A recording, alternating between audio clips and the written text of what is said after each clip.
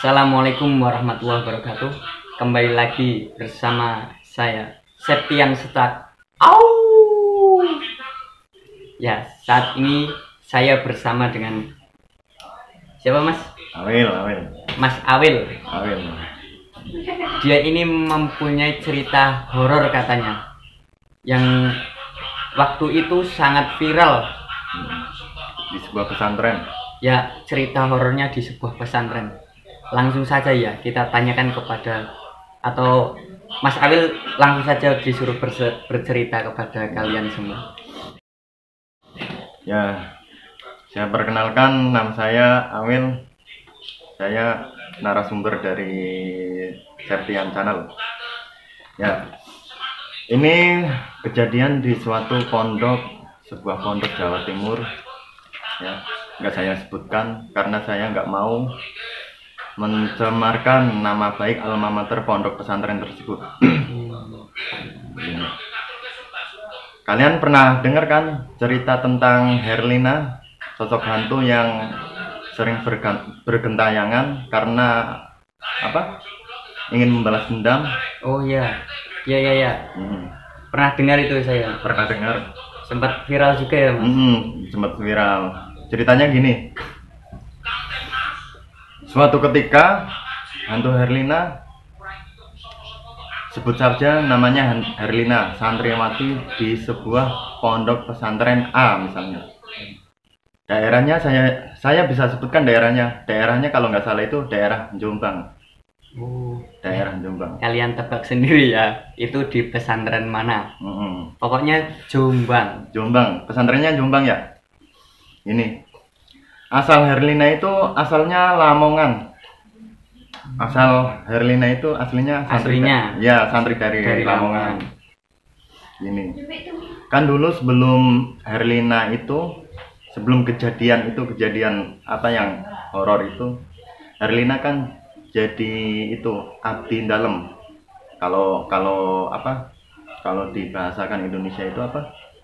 Jadi itu apa? Orang kepercayaan. Iya, orang kepercayaan, tangan kanannya Kiai lah. Oh iya. Tangan kanannya. Oh iya, di pondok masih ada yang seperti itu ya? Iya. Maklum. Tidak pernah pondok. Kan sewaktu ketika itu Herlina itu menjadi abdi dalamnya Yai. Pas itu pada waktu maghrib seketika Herlina itu disuruh sama Pak Kiainya, disuruh bersih-bersih di aula dalam, di rak dalam, aula dalam, sama apa, sama ruang tamu. Habis itu apa, Herlina mempunyai kepercayaan, wah, kalau saya bisa bakti sama Kiai, ntar ilmu saya bakal manfaat. Oh iya. Kalau saya bisa berbakti sama Kiai, ilmu saya bakal manfaat, kata Herlina tersebut. Tapi suatu ketika ada setan yang merasuki Herlina, kemudian wah, itu tuh Herlina, di belakang lemari itu ada apa? Batu cincin tahu kan? Oh iya. Batu akik ya, batu akik milik Pak Kiai itu. Katanya pas dibisikkan setan itu katanya, Herlina, ambil aja. Itu ntar buat apa? Buat kesaktian kamu, buat kecantikan kamu. Berarti batu akiknya sakti. Ntar biar santri putra itu bisa apa? Bisa terpikat ya, lah. Terpikat. Ya. Ada apa namanya? Pelet-peletnya gitu. Ada pelet-peletnya. Habis itu apa? Herlina, ya udah dah, saya ambil aja batu akiknya. Pas Pak Kiai memimpin jamaah sholat maghrib kalau nggak salah. Berarti diambil itu? Iya, batu akiknya diambil oleh Herlina. Habis itu apa? Herlina pas ngambil itu loh, pas waktu ngambilnya itu, salah satu dari pihak pengurus atau ketua pondoknya itu mengetahui tentang keberadaan Herlina di dalam itu ngapain, di rumahnya Pak Iya itu ngapain. Ternyata pas waktu apa Pas waktu jamaah selesai, kata Pak Kiai, waduh, cincin batu akik saya di mana, katanya. Katanya sontak Pak Kiai. Waktu itu apa? Siapa? Si Herlina ini kan udah balik ke kamar ya. Kan udah beres semua. Kan di waktu tersebut itu Herlina kan nggak jamaah maghrib, kan masih masih dapat menstruasi. Nggak jamaah maghrib ya. Selesai sholat maghrib itu, selesai memperkopi, nggak masalah memperkopi. Ini ketua pondok ini, ketua yayasan ini lihat saat Herlina ngambil cincin itu. Memperkopi di kamarnya Herlina tersebut. Herlina, sontak itu pengurus tersebut, kamu mengambil batu cincinnya itu ya Pak Yai ya? Katanya, oh enggak, bukan saya Kak, katanya. Bukan saya beneran. Gak usah bohong. Cetus itu siapa? Ketua pesantren tersebut. Gak usah bohong, jujur aja. Ya udah, habis itu Herlina disuruh buka kamarnya. Sekarang buka lemari kamu. Ya sekarang. Digeledah lemarinya. Oh ternyata ini. Bener kata Pak Kiai. Yang ngambil batu cincin akik itu ternyata kamu. Habis itu Herlina saking takutnya kan. Saking takutnya, kejar, takut dicaci maki sama Kiainya. Habis itu Herlina kabur dikejar-kejar sama itu ketua pondok pesantren itu. Bukan saya Kak, beneran Kak, bukan saya, kata Herlina. Habis itu ketua pondok itu manggil ini sama Pak Kiai. Pak Kiai, ini si Herlina ini nggak mau mengaku, dia malah kabur. Ya udah, biarin aja, kata Pak Kiai. Kan Pak Kiai itu mempunyai hati yang mulia. Seorang kiai pesantren ya, tahu sendiri, yang pernah pesantren kan tahu sendiri kan Mas. Kan saya nggak pernah. Iya, kalau Masnya yang kalau orang-orang pesantren mah pasti tahu kalau Kiai, yang penting gimana lah, paling batu akik kalau Kiai pikirannya gitu. Tapi yang nggak terima itu malah ketua yayasan ini, ketua pesantren ini. Suatu ketika saat itu kejar-kejaran antara ketua pondok pesantren sama si Herlina ini. Pas di depan jalan raya, Herlina mau menyeberang itu. Pas mau menyeberang itu ada truk lewat dari arah kanan. Kemudian nabrak. Herlina mati, tewas di tempat tersebut. Langsung meninggal itu. Habis itu ini yang kejadian ini yang aneh ini loh. Pas Herlina meninggal, tapi nggak ada orang yang mau menolongin. Loh, kok nggak ditolongin? Ditolonginnya itu pas besoknya. Ini si ketua pondok ini ntar kalau ditinggal pergi. Iya, ditinggal pergi. Waduh. Padahal dia tahu kejadian soal itu loh. Kejadian soal ketabraknya itu, tapi Herlina siapa tadi? Ketua pondoknya itu pura-pura nggak tahu. Kemudian beberapa hari kan mayat Herlina tergeletak di sebuah pinggir jalan. Ada seorang bapak-bapak. Alhamdulillahnya itu si bapak-bapak tersebut itu mengenali siapa sosok yang tertabrak di pinggir jalan itu. Ternyata siapa? Ternyata ya bapak-bapak tersebut yang menolong Herlina itu tetangganya sendiri. Tetangganya Herlina sendiri. Kemudian jenazah Herlina dibawa pulang, dibawakan kepada siapa? Orang tuanya. Pulang ke Lamongan. Dibawa ke Lamongan. Habis itu siapa? Ibunya itu Waduh, kaget. Ya Allah, kata ibunya. Anak saya udah saya pondoknya, udah saya besar-besarin, cuma anak satu-satunya katanya. Cuma anak-anak satunya kok meninggal kayak gini, tragis kayak gini. Ini kejadiannya gimana, Pak?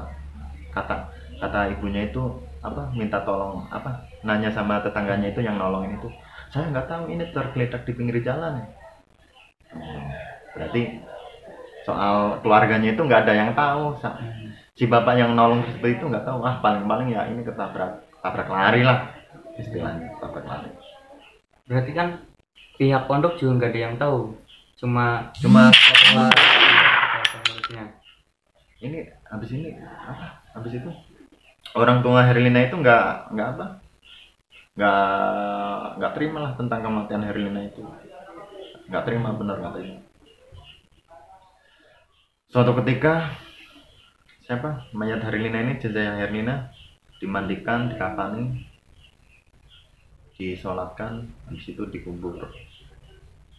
Pas di kuburnya itu 1 hari di kuburannya itu, pas malamnya si orang tua ini nggak terima ini. Wah, sangkin sakit hatinya bener.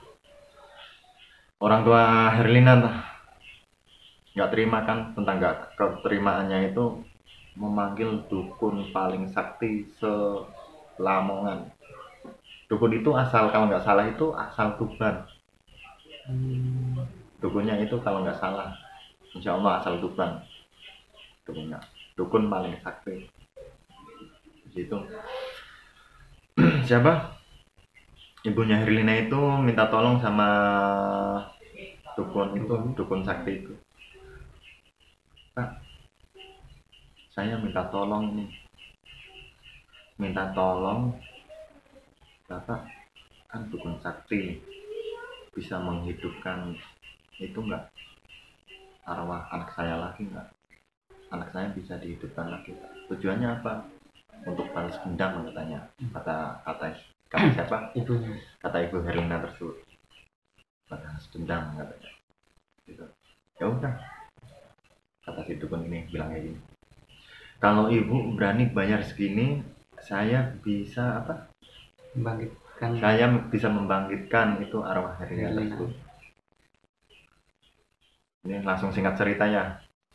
Jam 1 malam, pas jam 1 malam, si dukun sama si ibunya Herlina ini pergi ke makomnya siapa? Herlina.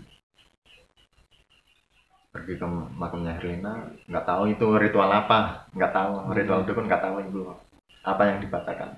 Ya, pokoknya ritual. Pokoknya ritual lah, nggak tahu kan. Aduh, nggak pernah belajar kayak gitu kan, nggak. Ya. Singkat cerita, si dukun sakti ini meminta tolong pada siapa, iblis atau setan atau apa namanya, apalah, sejenis itulah, minta tolong sama jin. Jin ini menyerupai sosok wajahnya dan tubuhnya Herlina yang memakai jilbab dan anggun sopan santunnya. Singkat cerita, ketika Herlina dibangkitkan lagi dari kuburnya, nggak tahu itu namanya, orang bangkit dari kubur itu nggak tahu ya beneran atau enggaknya, itu saya nggak tahu. Ini cuma cerita, tapi ini benar-benar nyata, daerahnya benar-benar nyata. Sontak cerita apa tadi? Dibangkitkan, jin sudah menyerupai Herlina ini.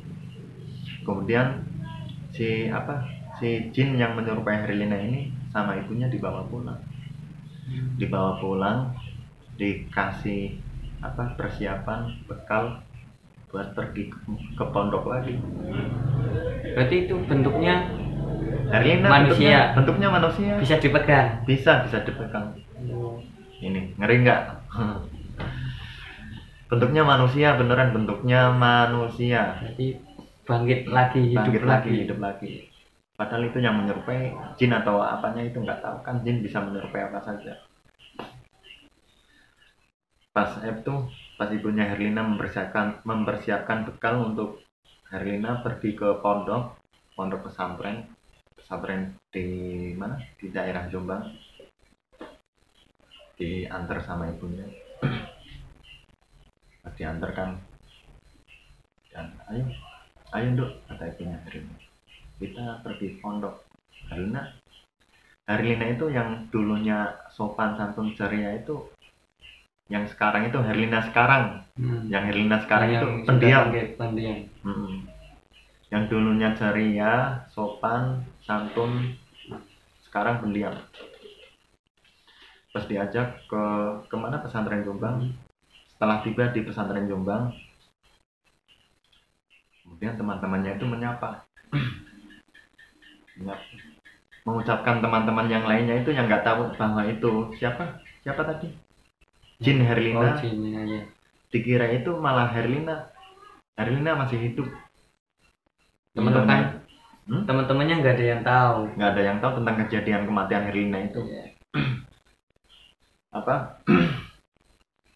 Pas temennya kan nyampe di kamarnya Herlina yang biasa Herlina pakai, bilang temennya, "Assalamualaikum Herlina, gimana kabarnya? Beberapa hari ini nggak pernah kelihatan," katanya. Itu yang pengurus pondok itu nanti kaget, itu Herlina beneran atau apa? Kok Herlina katanya udah mati, kok bisa hidup lagi, kata pengurus pondok itu. Kemudian pengurus pondok itu pergi ke kamarnya Herlina. "Assalamualaikum Herlina, kabarnya gimana?" Herlina tetap nggak jawab salam, nggak ngapa-ngapain. Sampai beberapa bulan Herlina tinggal di pondok itu, sifatnya berubah jadi pendiam. Yang dulunya ceria, sopan santun, sampai beberapa bulan itu. Sontak cerita, habis itu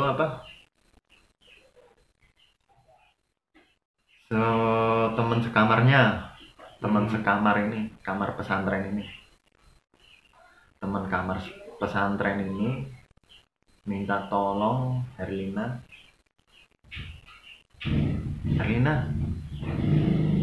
ayo saya antar ke kamar mandi dong. Ayo sekarang kita ke kamar mandi. Habis selesai ke kamar mandi, Herlina, kamu nggak mau wudhu atau nggak mau sholat malam? Ini kan udah malam. Herlina tetap diam aja, kan namanya setan, namanya jin, mana tahu sholat. Nggak tahu kalau sholat jamaah itu ceritanya gimana. Kalau sholat jamaah kayaknya ikut sholat, tapi niatnya nggak tahu sih. Sama bacaan sholatnya itu juga nggak paling nggak baca, cuma ikut aja, ikut gerakannya doang. Itu pas malam ini pukul 2 siang, 2 pagi, pukul 2 pagi, pas itu pengurus sama pondok, sama teman-teman di pondok, lampu udah padam semua, udah nggak ada santri berkeliaran, udah sepi. Ini Herlina ini beberapa bulan di pondok ini baru ngomong ini Herlina. Berarti dari awal datang diam terus nggak pernah ngomong. Ini Herlina ini dari awal datang ini baru ngomong, minta tolong, "Kak, itu dong, minta panggilin siapa namanya, ketua pondok, ketua yayasan." Ya udah, habis itu temennya ini pergi ke kantor pengurus. "Itu Kak, kamu dipanggil itu Herlina." Aduh, ada apa ya ke malam-malam kayak gini? Mungkin ada urusan penting. Pengurus pondok habis itu kan nyamperin di kamarnya Herlina. Pengurus pondok itu, "Herlina, kamu ada apa nyariin saya?" Kata pengurus pondok ini. "Kak, ini saya minta tolong dong." "Minta tolong apa?" "Ayo saya antar ke kamar mandi," katanya. "Ya udah, ayo bareng." Situ si pengurus pondok ini nurutin apa kata Herlina itu. "Ya udah, ayo kita ke kamar mandi." masa sih di sini udah beberapa tahun dapat 6 tahun atau 7 tahun ke kamar mandi aja takut katanya. Udah gitu. Siapa pengurus pondok itu, pengurus pesantren itu bilang, Herlina, kamu mau wudhu atau mau apa? Saya mau buang air besar katanya. Udah, saya tungguin di depan kamar mandi ya. Jangan lama-lama, saya soalnya juga mau wudhu, habis itu mau sholat tahajud katanya. Pas ditungguin itu beberapa jam, dari jam 2 nyampe jam berapa? Jam 4. Udah 2 jam nih. Herlina kok nggak keluar. Pengurus pondok itu udah, Herlina kenapa ini pingsan atau gimana? Dikedokin. Herlina katanya, gedor itu siapa? Pengurus pondoknya. Herlina, kamu lagi ngapain katanya? Ada suara di situ bilang, minta tolong dong, tolong ini, ayo kita tolongin, saya tolongin, minta tolong. Dikedokin. Herlina katanya, kata teman-temannya juga, Herlina kata teman-temannya. Nggak ada suara. Terus itu minta tolong lagi ke teman-teman dari banyak lagi. Yuk kita rusak aja ini pintu. Kalau enggak itu kita dobrak lah. Biar pintunya hancur, biar bisa kebuka. Pas pintu didobrak pakai kayu, ada yang berhasil. Ternyata yang di dalam kamar mandi itu bukan sosok Herlina lagi. Kuntilanak merah. Wah, kuntilanak merah memakai kerudung. Bentuknya itu Masya Allah. Pas dilihat itu ketua pengurusnya ini, ya Allah, kaget. Masa sih Herlina jadi kayak gini? Langsung nangis semua teman-temannya. Ya Allah, ternyata yang dilihat itu bukan sosok Herlina lagi. Yang dilihat ternyata kuntilanak merah. Sama taringnya itu bertaring. Katanya sih, kata mitos-mitos di pesantren, katanya itu hantu Herlina itu masih mencari tumbal sampai sekarang. Itu bener enggaknya itu lillahi ta'ala. Berarti itu semua teman-temannya datang nyamperin ke kamar mandi, dobrak habis itu kuntilanak. Kuntilanak. Ngeri kan. Jam 4 malam itu posisi jam 4 itu posisi jam 4. Terus itu ini